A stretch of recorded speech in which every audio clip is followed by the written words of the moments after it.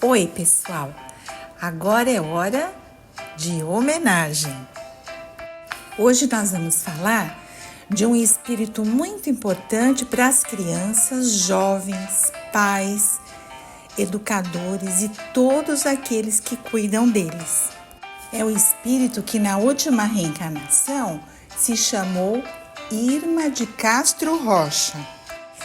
Irma de Castro nasceu em Minas Gerais, na cidade de Mateus Leme, em 22 de outubro de 1922, numa família com mais 4 irmãos.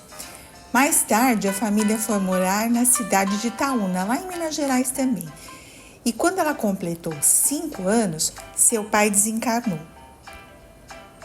Desde criança, ela era muito inteligente e também muito bonita. Além disso, ela se comunicava muito bem com as pessoas, espalhando alegria e amor por onde passava.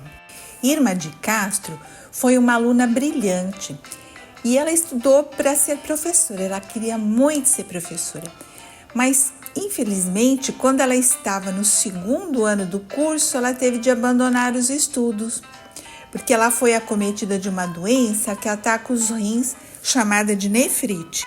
Como eu falei, ela era muito inteligente e ela aplicava sua inteligência em todas as coisas. Por exemplo, ela costurava roupas muito bem, apesar de nunca ter aprendido corte de costura. Ela nunca foi para a escola aprender, não aprendeu com ninguém, mas ela aplicava a inteligência dela e conseguia costurar muito bem. Quando mais tarde se casou, ela fez até seu vestido de casamento. Porém, era um vestido simples e modesto, como ela mesma era, simples e modesta. Passado um tempo, a sua saúde melhorou. E aí ela foi morar com a sua irmã lá em Belo Horizonte. Ela se mudou de Itaúna e foi lá para Belo Horizonte na casa da irmã. Foi nessa época que ela conheceu o Arnaldo Rocha. E a partir de uma amizade, de uma boa amizade que eles tinham, surgiu um grande amor entre eles. E um pouco depois, eles se casaram e foi aí que ela adotou o sobrenome do marido, o sobrenome Rocha, e se tornou conhecida Irma de Castro Rocha. Desde pequena, ela adorava ler. E como o marido também gostava, eles criaram o hábito de ler juntos. Na época, aqui no Brasil, foram traduzidos alguns livros sobre a China, inspirados em uma personagem chinesa chamada Meimei, que significa amor puro, noiva querida, bem amada. O Arnaldo começou a chamá-la de Meimei, mas ninguém sabia disso, era um segredo entre eles, porque era um tratamento carinhoso que ele fazia apenas quando eles estavam sozinhos. Meimei era católica fervorosa e o Arnaldo, apesar da sua família ser espírita, era ateu nessa época.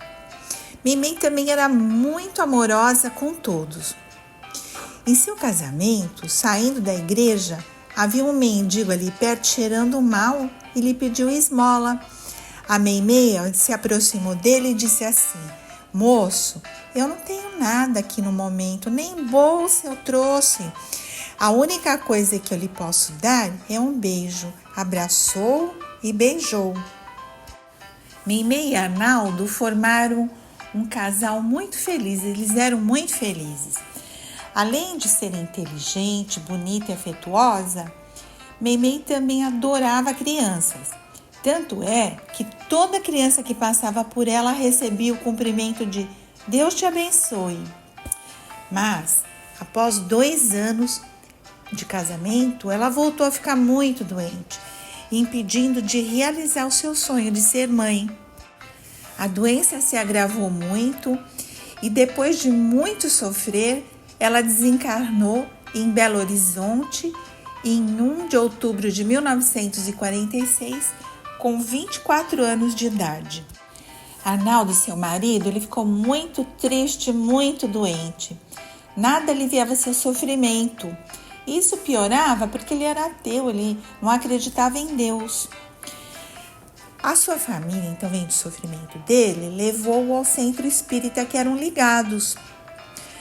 Lá, a Meimei se manifestou através de um médium e trouxe uma mensagem muito coerente, mas ele não acreditou. Apesar disso, quando ele voltou para casa, ele passou a noite toda lendo o livro dos espíritos que lhe deram lá no centro. Logo de manhã, ele foi à livraria de seu irmão, Geraldo. E lá o irmão lhe deu um livro de Leon Denis intitulado O Problema do Ser, do Destino e da Dor. E à medida que o Arnaldo ia lendo esses 2 livros, ele encontrava explicações lógicas e claras e ensinamentos que ele mesmo classificou de maravilhosos. E conforme ele mesmo afirmou, ele começou a se interessar pela doutrina espírita, mas ainda continuava não acreditando em Deus. Uns dias depois, Arnaldo e seu irmão estavam caminhando e encontraram com Chico Xavier na rua. E Chico disse: "Ora, meu bom Geraldo, esse é o nosso irmão Arnaldo, somos velhos e queridos amigos."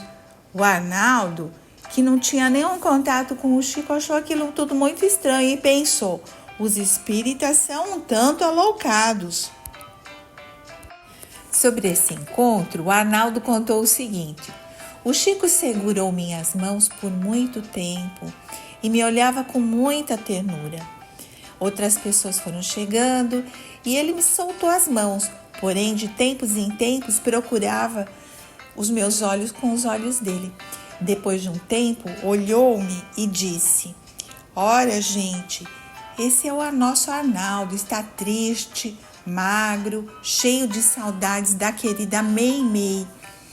Deixe-me ver, meu filho, o retrato de nossa Meimei que você carrega aí na carteira."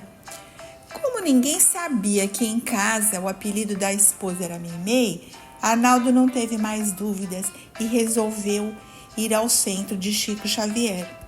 Chegando lá, no dia e horário marcado, que o Chico trabalhava mediunicamente, a Meimei transmitiu uma mensagem que não deixou mais dúvidas nenhuma em Arnaldo.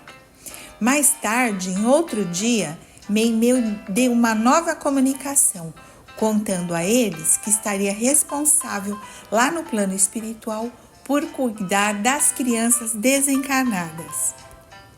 Então Meimei passou a dedicar-se ao amparo, à assistência aos espíritos desencarnados e também aos encarnados.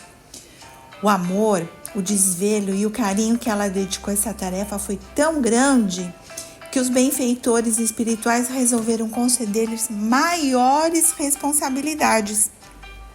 Ampliaram então seu trabalho para outros setores além desses.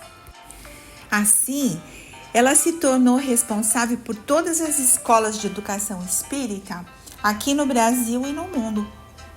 Ela é a nossa querida mentora espiritual, que nos ampara, protege a todos os alunos, suas famílias e os educadores.